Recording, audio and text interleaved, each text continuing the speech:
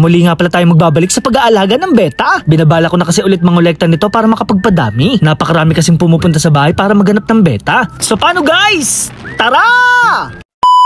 Bali guys, ngayong araw nga pala ay maghahanap tayo ng beta. Napakarami kasi nagme-message sa akin at pumupunta sa bahay para bumili ng beta. At dahil namimiss ko sila, tayo nga pala ay magpapadami na. Sana nga ay meron tayong mabili dito kay Tisoy Fish Farm. Ang kaso nga lang guys, naunahan tayo. Pinakiw na kasi ang lahat ng beta dito at wala nang natira. Tanging tubig at lalagyan na nga lang pala ang meron sila. Mabuti na nga lang kahit paano ay meron silang naitabi para sa atin. Mga HMPK na nga lang pala ang nandito. At dahil binabala ko nga pala mag-breed, maghahanap tayo ng kanilang kapareha. Ito nga pala guys ang tinatawag na Banana Galaxy. Ready to breed na nga pala to at kitang-kita naman sa kanyang katawan. Meron din pala sila ditong Galaxy Koi. Marami na nga pala naghahanap nito sa atin at meron na tayo ngayon. Ang kaso nga lang guys, isang piraso na to at nagkakaubusan na sila. Kung sinuswerte nga naman tayo, meron ditong Neon Green. Isang piraso na lang pala to kaya bibilihin ko na. Bumili na nga rin pala ako ng pares ng Banana Galaxy. Female na nga pala to at medyo malaki na ang kanyang tiyan. Sigurado nga ako na kapag brinid natin to, maglalabas na to ng itlog. Kaya naman pinabalot ko na baka tayo ay maunahan pa. Bali guys, 4 na piraso lang pala tong nabili ko. May mga parating pa kasi tayong order na sigurado ako na magugustuhan nyo. At dahil nag-aalaga na ulit tayo ng beta, kailangan natin ng talisay. Namulot na nga pala ako dito ng mga tuyong dahon. Pampakondisyon nga pala ito sa ating tubig para maging healthy ang ating alaga. Nakakapagpatingkad din pala ito ng kulay ng ating mga isda. Kaya naman nagmadali na ako umuwi dahil maglilinis pa tayo ng kanilang mga lalagyan. Nakatambak na lang pala dito ang ating mga jar. Hindi ko nga ito tinatapon dahil alam ko meron pa tayong paggagamitan. Medyo madumi na nga ito ng kaunti at kailangan lang linisan. Sa paglilinis nga ay kailangan lang natin ng konting pag-iingat. May mga parte kasi ang jar na ito na nakakasugat. Buong akala ko nga ay wala tayong tama. Nakita ko kasi ang aking kamay na meron lumalabas na kulay pula. Nasugatan na pala tayo nang hindi natin namamalayan. Kagandahan nga pala sa pag-aalaga ng beta, hindi sila ganun kaarte sa tubig. Nabubuhay nga din pala sila kahit walang aerator o sa mas kilalang tawag na oxygen. Kaya naman sa mga gusto mag-alaga ng beta, pwede na kayo mag-walk-in. Susubukan na rin pala natin magpadala sa mga malalayong lugar. O kaya naman mag-message dito sa ating Facebook page. Pagpasensyahan nyo na nga pala si Kuya Bimacho Nurin dahil hindi ko kayo lahat nasasagot. Pipilitin ko nga pala lahat kayo ma-replyan para hindi kayo mayamot. So bali guys, ito na nga pala yung napamili natin ngayong araw. Lilimang piraso pa lang to ngayon pero ito ay madadagdagan pa. Ang kaso nga lang guys, mukhang may kulang pa. Nandito pa kasi sa paso ang ating Black Samurai na female. Muntik pa nga maubusan ng tubig to, mabuti lang na agapan natin. Okay na okay pa naman ang ating female na beta at lumalangoy pa. Ito na nga lang pala ang natira sa ating mga nabreed na beta. May white spot na nga pala sa kanyang tiyan at pwede na tong mangitlog. Hindi ko nga alam kakalabasan nito kapag binangga natin ito sa Galaxy. Magandang kombinasyon nga yun kaya naman susubukan natin sa susunod. Bago nga ang lahat, ikokondisyon ko muna sila. Dito nga pala magagamit ang nakuha nating talisay kanina. Pinunit-punit ko nga pala ang mga dahon para mailagay natin ang ganito. Kapag nasobrahan kasi tayo sa paglalagay ng talisay, maaaring masunog ang kanilang balat. Maaaring magmolting din sila nang hindi na ganun kaganda. At syempre guys, para kumatas ay kailangan natin tong ilubog. Mga ilang araw nga lang ay mag-iiba na ng kulay ang kanilang mga tubig. Magiging kulay brown to at yun ang kanilang magiging vitamins. Napakarami din pala nagre-request kung paano daw mag-breed ng ating mga beta. Kaya naman bukas na bukas ay tuturuan ko kayo. Itong female Banana Galaxy nga pala natin ay pwede na rin maglabas ng itlog. Sana nga kahit papano ay may natutunan kayo kay Kuya Bimacho Nurin. So paano guys, hanggang dito na lang. Maraming salamat sa panunood.